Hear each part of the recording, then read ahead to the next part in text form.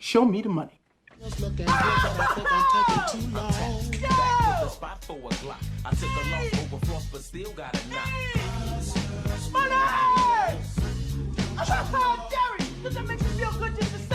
All right, we are back. Show me the money. NFL picks for week number 15 on the podcast. Joining me today, a good old-fashioned New York Giants fan. We talked to him back in October when we were debating which franchise is in worse shape. I think it's become unquestionably clear that mine is in worse shape. Justin Diaz here. Justin, how are you? I'm doing well, Mike. Thanks for having me on again. Yes, the teams have taken two different paths. But I will say, at least you're getting Trevor Lawrence, and you'll have a boatload of cap space. It's not all terrible. And Gase will be gone. Not guaranteed on Lawrence yet. We still have to lose 3 more games. That's guaranteed. I think that's guaranteed. They're the worst team I've ever seen. And I don't even think it's close. I mean, the 0-16 Lions were putrid, as were the 0-16 Browns. But the Jets have been in how many games? Reasonably, can you say 2? The Raiders game and the Raiders, they not only were they in it, they won until a pathetic last-second collapse. But I feel like that's it, really, right? Is there another one that they actually had a chance past the second quarter? I think New England in week 9, and I think Denver week 4, the 3 you would have said they had a shot in. Other than that, no. Yeah, that's not having a chance in basically every single game. That's difficult to pull off. Yeah, I mean, the Charger game was ended close, so they were down like 20 points at halftime. That was just when the Chargers tried to charger it up, and they almost did it. Yeah, the Chargers have that innate ability to blow games that they easily should win. Yeah, not talking about my team. I was talking about your team because I came into last week. I had some high hopes. I said, you know what, the Giants are playing well. They're the big win in Seattle. Then they come out. The offense lays a complete egg against Arizona. I'm sure, assuming you're watching this game, you were getting very frustrated. What was your takeaway from that game? So I will say I've been pounding the Giants and Gettleman for 3 years now on this podcast. Many of those times, they are significantly better than I foresaw, much better than I really thought they even had the ability to be. They're still a bad football team. The defense is solid. Sometimes it elevates them very good, but they're not dominant like people want to think. I for one, after that Seahawks game, how could you not think they're dominant? But they're still not they're not on the level of the Rams defense, the Saints defense, the Steelers defense when all their guys are healthy, but their linebackers are dropping like flies. They're a solid defense that bends but doesn't break. They buckle down in the red zone incredibly well. They stopped with so many drives that were started because of a turnover or the offense just not being able to do anything. But my takeaway from the Cardinals game is that offense is horrendous. Daniel Jones clearly wasn't healthy. He still has no pocket awareness. That's just not happening at this point. He still doesn't have that clock in his head where if it's time to get rid of the ball, but also the offensive line is horrible and gave him no chance. So, I mean, it's a bad team that the defense can carry them to stay in the game, and if the offense can make a couple of plays, they'll have a chance. But I fully expect them to lose these next 2 games against the Browns and Ravens. And then the Cowboys game, I think they should win because the Cowboys are terrible, but it wouldn't surprise me if the Giants lost out and finished 5-11. So there's all this going in the right direction. The Gettleman saved the day. No, this is still a very bad team.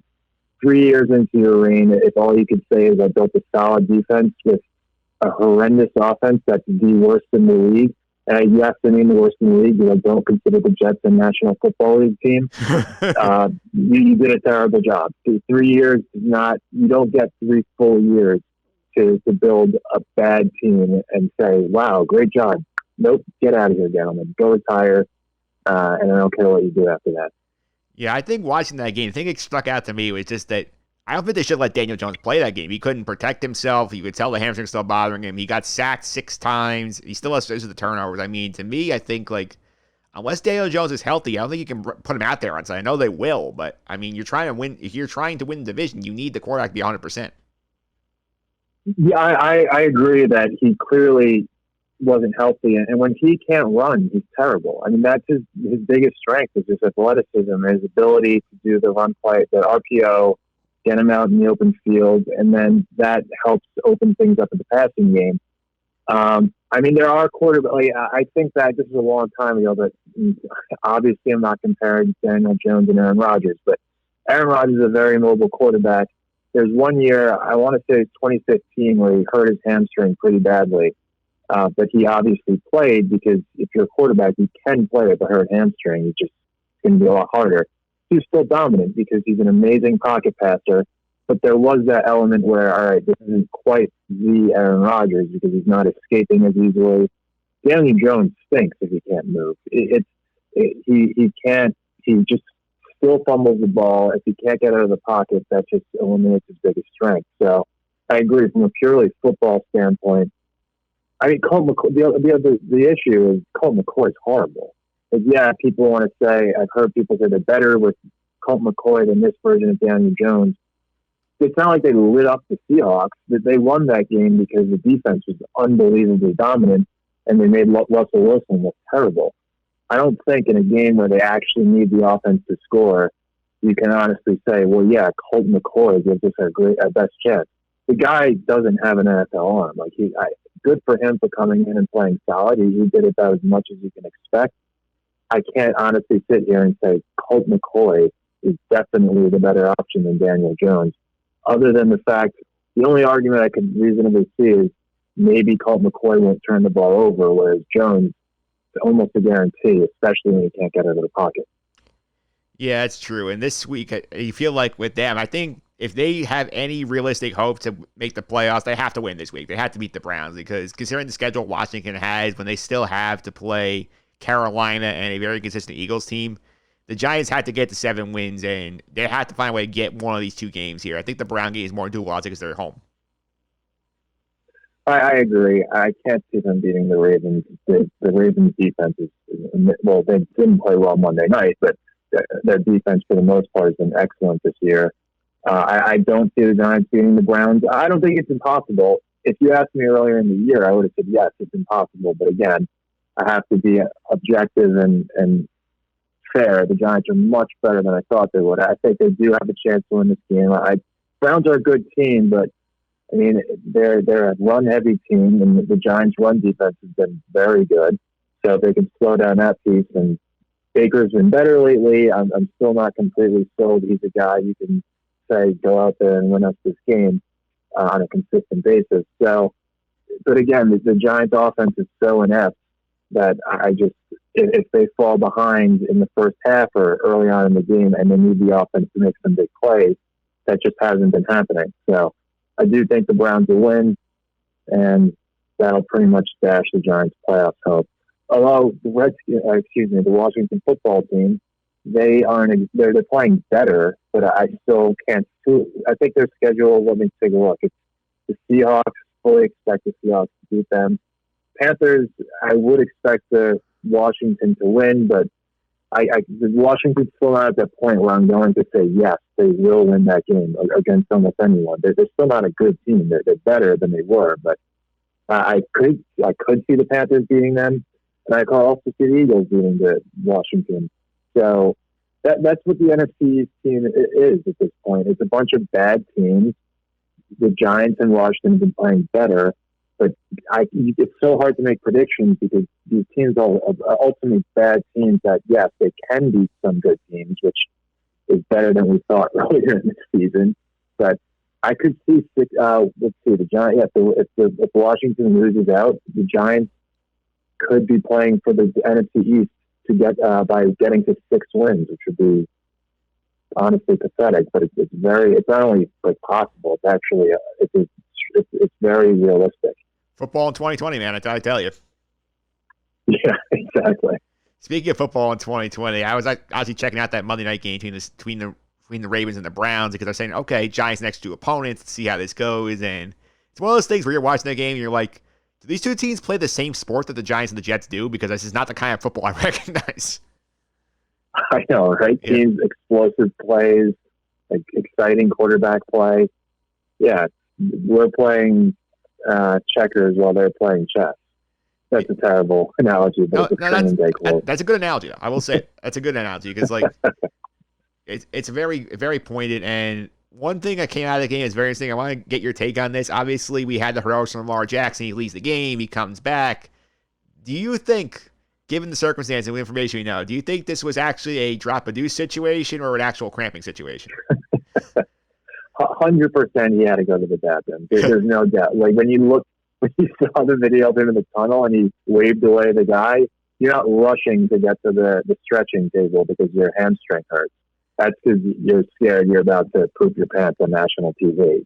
No doubt in my mind he had to go to the bathroom. But what's your take on that situation? I'm inclined to agree with you there. I know he's going to deny it because obviously you don't want to admit that, but as WF fans Craig Carton pointed out, you can get treated for cramps on the field. I mean, the only way you're going in is you need the IV, and it's that bad. But at the same time, like, he came out of the locker room very free and easy for a guy who was supposedly cramping. And he jogged to the locker room. If he was cramping, am I right? I'm pretty sure he jogged to the locker room. Yeah, I think that and the shoe change probably helped. Yeah. I think it's one of those things that's initially embarrassing to admit, but I think one time passes and the off season comes up, he'll be on like an interview with one of his friends or a media person he's comfortable with, and he's just going to admit it. But that's what happened with Paul Pierce. He didn't admit it until the next year. Yeah, that's true. Also, I mean, this is like, I don't think it's going to rise to the fame levels of the flu game with Michael Jordan, but we might be talking about the poop game down the line. Poop game. Lamar Jackson's poop game is what brought him back to the MVP level that we grew to know last year.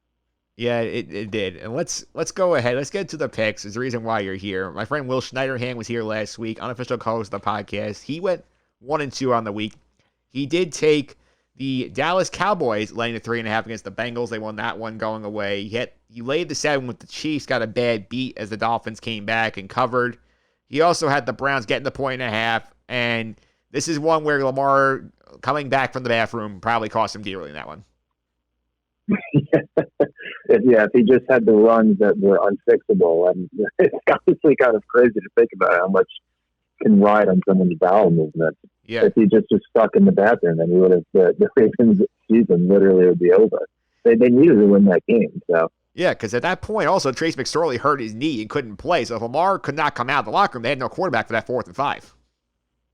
Yeah, that's a very good point. So Pepto-Bismol. Lamar Jackson could probably get a massive advertising deal with Pepto-Bismol now. Just say, I took Pepto, and I led my team back to the playoffs. If they win the Super Bowl, Pepto-Bismol literally altered an entire multi-billion-dollar organization for the National Football League. Yeah. Think about that. Pepto-Bismol, get it off. 2 tablets. This is true. Yeah, so they were 1. So he went 1-2. I also went 1-2. I laid the 7 with the Saints. They didn't show up in the first half. That caused against the Eagles. I laid the 1.5 with the Texans, and they got buried by the Bears. I did bet on the football team getting the 3.5 against the Niners. They won outright. So 1-2 on the week for me. All right, it happens. I mean, who the heck saw the Eagles being the Saints either? That was very surprising. Yeah, and ironically, both the wins from the picks last week came out of the NFC East. So again, 2020 football. Yeah, exactly. Yeah. On the year, Team Challengers is 22-19-1. I am 26-16, so good year so far. Trying to keep it going. Justin, you as the guest are going to be up first with your picks. Where are you going with pick number 1? I'm taking the Chargers plus 3.5 home against Vegas. I think the Chargers are coming off a good week. I love Justin Herbert. He's amazing. One of the best rookie quarterbacks we've seen in quite some time. I just like them to cover in that and keep that a close game. Next, I'm going with the Packers minus 8.5. Hold on, Justin. I'm going to say with the Charger pick, I will say this is a team I normally avoid taking like hell, but I love the hook here considering how terrible the Raiders' defense has been. I think it's a good choice. Yeah, I mean, they shouldn't have beaten the Jets. No, I don't think I need to say anymore. Sorry, okay. All right, pick 2. Next, I'm sorry, Mike. Next, I'm taking the Packers minus 8.5 home against the Panthers. I just think the Packers is going to roll over them. Their offense is just clicking. Aaron Rodgers has probably played his way into the MVP, although it's between him and Mahomes that'll come down to the wire and be a close vote. But yeah, I just think the Packers are going to roll over the Panthers pretty easily. Hey, better you take the Packers than me because they're 0-2 when I touch them this year. My friend Joe will be mad if I take the Packers again, so I'll let you do it this week. Apologies to Joe if this podcast is a jinx against the Packers, but that's what I'm going with. All right, pick number 3. Where are you going? I'm taking the Dolphins -2.5, hosting the Patriots. I was surprised to see that the line is that low, as we spoke about briefly before we got on air. I just think the Patriots, Bill Belichick's done a commendable job keeping them competitive given the amount of injuries they've had, but all of this COVID. Before the season, a lot of their guys just sat out the year, decided to not play this year because of COVID. But Cam Newton is just completely done. He physically can't throw the ball consistently at all anymore. Their offense is terrible. The Dolphins' defense has been fantastic. I just expect them to fully shut down what the Patriots try and do, which is basically just it's almost like a high school offense at this point. Just get Cam and the running backs to run and throw quick dump passes. But I think the Dolphins are just going to shut them down. And I like the way Tua has been playing lately. He's looked a lot better. He seems to be coming on and growing into that role as an NFL quarterback. And I think the Dolphins will actually win this game pretty easily. Yeah, interesting pick there. I think the one counter you can make to that is obviously Belichick has a track record of stymieing rookie quarterbacks in these big game plans. He had 10 days to get ready for Tua. I feel like he might have some wrinkles in there, but otherwise I can see the logic in it. Yeah, that's fair. I mean, he completely shuts down the Chargers and Justin Herbert. But I think the Dolphins' defense and the special teams, they've been scoring a lot on both of those sides of the ball. So I think they'll easily shut down the Patriots' offense, maybe even get like a pick six or a fumble return for a touchdown or two. And they'll score enough on offense to make this game I don't even think it'll be competitive. So that's my pick. Those are my picks. All right, I'm going up now. Pick number 1. I'm going to take the one I feel is the safest pick of the board. I'm going to take the Buccaneers laying 6 in Atlanta against the Falcons. This is one where I'm looking at this and like, what exactly is Atlanta playing for in this game? They have no motivation to play this game. They went out west, suffered a brutal loss to the Chargers. Julio Jones has been banged up all year. Tampa Bay going for a division title, not division title. They have a chance to actually make the playoffs the first time since 2007. They play well off the bye against Minnesota. Their defense will shut Atlanta down. I'm laying less than a touchdown on the road. I'll take it. Give me the Buccaneers -6, pick 1. Totally agree. I think that's an easy one where the Bucs will just win, dominate the game start to finish.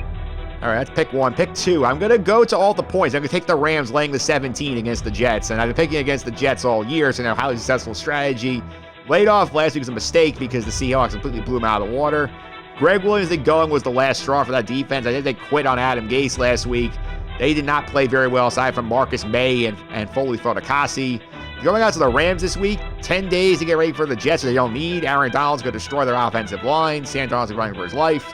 This game's going to get ugly once again. The Rams are a much better football team than the Jets. Their last 2 games against good teams on the road, they lost 35-9 to the Chiefs and 40-3 to the Seahawks. That's easily covering 17. Give me the Rams and the points, pick 2. Yeah, that's going to be an ugly game. I feel bad for Sam Darnold, honestly. This is just a disaster waiting to happen. I agree. That's a pretty. The only reason it wouldn't be a cover is if the Jets get it back like a last-second cover when the game's well out of hand. But the Rams should cover that line. They should. And pick number 3, I'm going to take the Niners laying the 3 in Dallas against the Cowboys, the game that got flexed out to bring the Giants into prime time. And I think just look at the two football teams talent-wise. Take the logos off the helmets and tell me why the Niners are laying only 3 in this game, because they're a much more complete football team. Dallas' defense is awful. They got a break last week playing a JV quarterback and Brandon Allen and the Bengals. I think this is a situation where the Niners are going to win this game big. And I think that this is a spot where they should have won both their Arizona games. They lost badly in the end to the Bills. They could have beaten Washington. The Chase Young fumble changed the game. I think this is one where Dallas is getting a little hyped up because they have one good win, and they're going to come out and get smoked at home. So give me the Niners -3, pick 3. I agree with that pick as well. The Niners, they've been ravaged by injuries, probably worse than any team in the NFL, but Shanahan and his staff have done an amazing job of keeping them competitive. Not only keeping them competitive, they've won some big games. Like you said, they beat the Rams, they beat the Patriots. They beat the Rams twice, actually. They destroyed the Giants earlier in the year. I mean, Nick Mullins is horrendous, it looks like, which shouldn't surprise anybody. But the Cowboys also stink. So I think the 49ers and what Shanahan has going for them, that they should beat the Cowboys actually pretty easily as well. Yeah, so to reset the picks here, Justin is going with the Chargers getting 3.5 on Thursday against the Las Vegas Raiders. The Green Bay Packers laying 8.5 on Saturday at home against the Panthers. And the Miami Dolphins laying 2.5 against the New England Patriots on Sunday afternoon. My picks all on Sunday. The Buccaneers laying 6 in Atlanta against the Falcons. The Rams laying 17 as the Jets go to 0-14. And the 49ers laying 3 in Dallas against the Cowboys. Those are your picks for week number 15 on the podcast.